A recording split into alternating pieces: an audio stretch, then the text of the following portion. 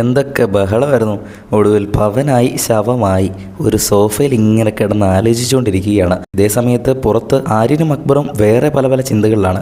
നിവിൻ ചെയ്തത് മോശമായി പോയി, അനുമോൾ ചെയ്തത് ശരിയല്ല, ലാലേട്ടൻ പറഞ്ഞത് വളരെ ശരിയാണ്, ഇപ്പോൾ നമ്മളൊരു പ്രഷർ കുക്കറിൽ ഇട്ടിരിക്കുന്നത് പോലെയാണ് എന്നുള്ള സംസാരങ്ങളാണ് അവർ നടത്തുന്നത്. പക്ഷേ ആ ചർച്ചയിലൊന്നും വന്നിരിക്കാൻ നിവിന് നേരമില്ല.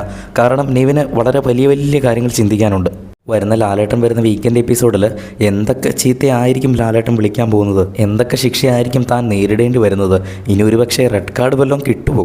അതിന് മാത്രം തെറ്റ് ചെയ്തോ? ഷാനവാസിന് ഇനി ആശുപത്രിയിൽ പോയിട്ട് എന്തെങ്കിലും പറ്റുമോ? അതിന് നേരെ തിരിച്ചു വരൂ, ഒരു കുഴപ്പമില്ലാതെ വന്നാൽ മതിയായിരുന്നു എന്നുള്ള പ്രാർത്ഥനയിലൊക്കെ ആയിരിക്കാം നിവിൻ.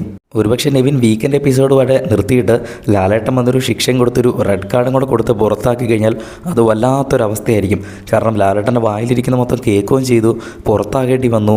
അതിലും ഭേദം ഇപ്പോൾ തന്നെ അങ്ങ് ഇജക്റ്റ് ചെയ്ത് വിടുന്നതാണ് എന്നുള്ള ചിന്തകളൊക്കെ എന്തായാലും നിവിൻ്റെ മനസ്സിൽ കൂടെ ഓടിപ്പോകുന്നുണ്ടാകും. രാവിലെയൊക്കെ എന്തൊക്കെ ഡയലോഗ് അടിച്ചുകൊണ്ട് നടന്ന ഇപ്പോൾ ആരുടെ അടുത്തൊന്നും പറയാനില്ല. അവിടെ ഒരു മൂലയ്ക്ക് ഒതുങ്ങി ഒരു സോഫയിൽ മാറി കിടപ്പുണ്ട്. ലാലേട്ടൻ പറഞ്ഞ പോലെ വെട്ടിയിട്ട ബായത്തണ്ട് പോലെ ഒരു സോഫയിൽ കിടപ്പുണ്ട്. എന്താകുമെന്ന് നമുക്ക് നോക്കാം. ബിഗ് ബോസിൻ്റെ കൂടുതൽ അപ്ഡേറ്റുകൾക്കായിട്ട് ചാനൽ സബ്സ്ക്രൈബ് ചെയ്യുക.